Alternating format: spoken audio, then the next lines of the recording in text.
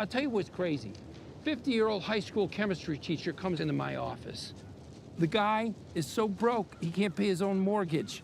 1 year later, he's got a pile of cash as big as a Volkswagen.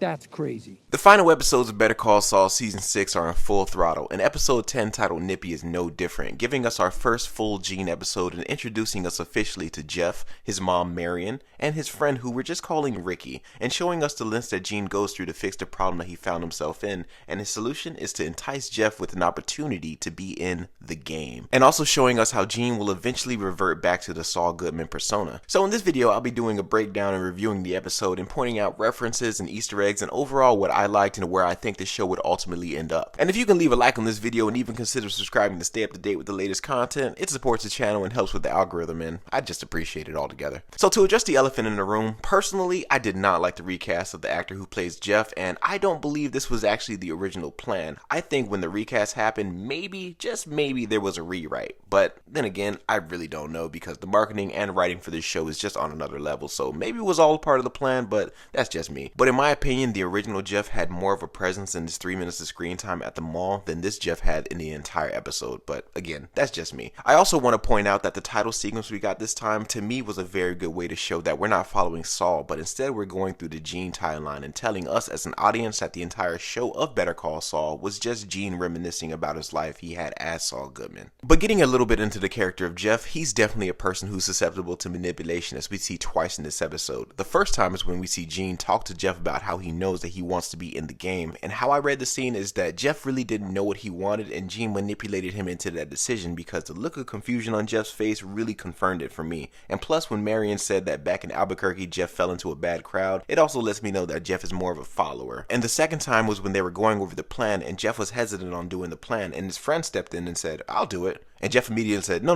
I'll do it. And not to mention, in the same scene, he brings up Walter White, not by name, but we know what he means when he says this line. Tell you what's crazy. 50-year-old high school chemistry teacher comes into my office. The guy is so broke, he can't pay his own mortgage.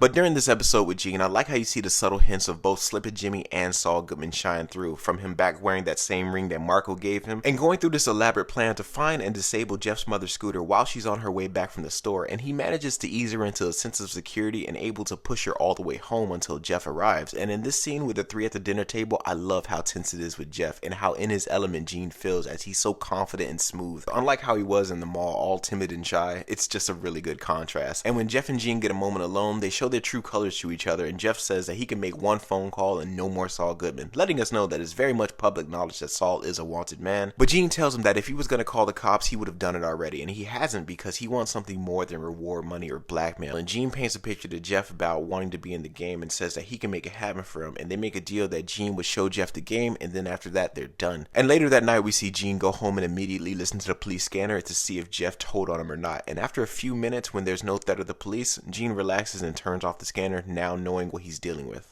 And after a few days of planning involving visiting the security guards at the mall, distracting them with Cinnabons, Gene manages to gain their trust and time how long it takes for the guards to eat the Cinnabon while distracting them with sports talks. And on the day of the heist, it's near closing time, and we see the store manager walking through the mall and notices a streak on the ground and requests that maintenance put extra polish in that area. We'll get back to that later, but keep that in the back of your mind. And at the same time, there's a shipment at the mall that comes unexpectedly and turns out to be the wrong shipment. The store manager calls the truck driver supervisor, who we see is Gene, who is still on the clock at the Cinnabon, and he does a great job of convincing the store manager to keep the shipment there overnight, and he'll pick it up first thing in the morning. And once the mall closes, Gene makes 2 Cinnabons for the security guards like he's been doing for the past few days, and while he's there distracting the guards, Gene texts Jeff, who's inside the box that was dropped off, and tells him to go. And right then and there, Jeff begins the plan of shoplifting, taking 3 of each item from coats to boots and even lingerie. And when Jeff is on the home stretch, I mean, mission is almost complete. We see Jeff running through the mall and coming up on that same spot from earlier that the manager requested to have polished, and man, give that janitor a raise because we see Jeff fall, and the amount of hang time Jeff gets from slipping was honestly just amazing because it knocks Jeff out cold, like dead sleep for almost 2 minutes. And we see Gene watches it from the security desk and panics because time is up and Jeff is knocked out on the floor in the middle of the aisle. And like the football talk, Gene does an audible and breaks into this exaggerated crying to keep the guard from looking at the cameras. And he's saying things like his brother's dead and his wife left him and no one would care when he dies and he can just be replaced. And even though this is super exaggerated, this might be a subtle way of Gene/Jimmy/Saul of dealing with the grief that he had throughout his life,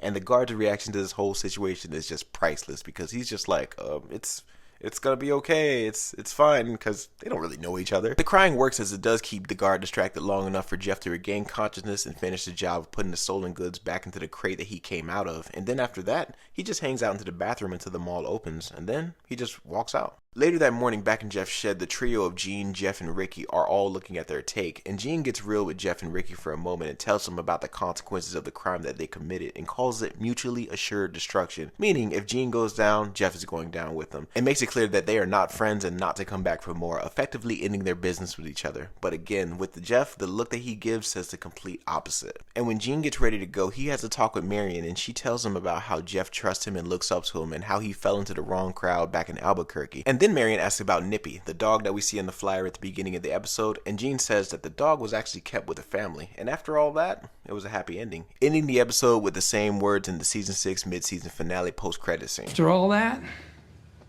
a happy ending. I have to say I really enjoyed this episode, and the fact that it was in black and white was just a great cinematic choice, and the camera work during the montage and them hanging out with the security guards was honestly just excellent. But by the end of the episode, I can honestly say I have no idea where the show could go, but with the next episode being titled Breaking Bad, it gives me a hint that it may take place in the Breaking Bad timeline, and even showing us a Breaking Bad episode from Saul's point of view, and possibly even flashbacks of how Jimmy dealt with the night of the breakup the following day. But that's just me speculating. And what I also liked in this episode was that the majority of the dialogue and the visuals from the teasers were all in this episode, from the don't teaser to the happy ending teaser and even the bird's eye view of the Cinnabon being eaten, making it even harder to predict what could happen next. And the teaser that we got for the next episode is even more cryptic, but it sounds like Gene is having a conversation with someone, probably even on the phone. I mean, maybe it's Kim expressing to Jimmy that she can't handle the guilt and wants to go to the police. Case in point when he says it gets easier. Before you know it, you forget all about it. So that is my overall thoughts and review on the episode of Better Call Saul titled Nippy, and with only 3 episodes remaining, I'm actually scratching my head on how it all could end. But I want to hear from you guys. What do you think of the mall heist, or even Jeff? Is the new actor growing on you? And most importantly, what timeline do you think the next episode will pick up in? Whatever it is, comment down below and let me know, and I'll do my best to respond. Until then, my name is Gerald, but you can call me Merge. Later.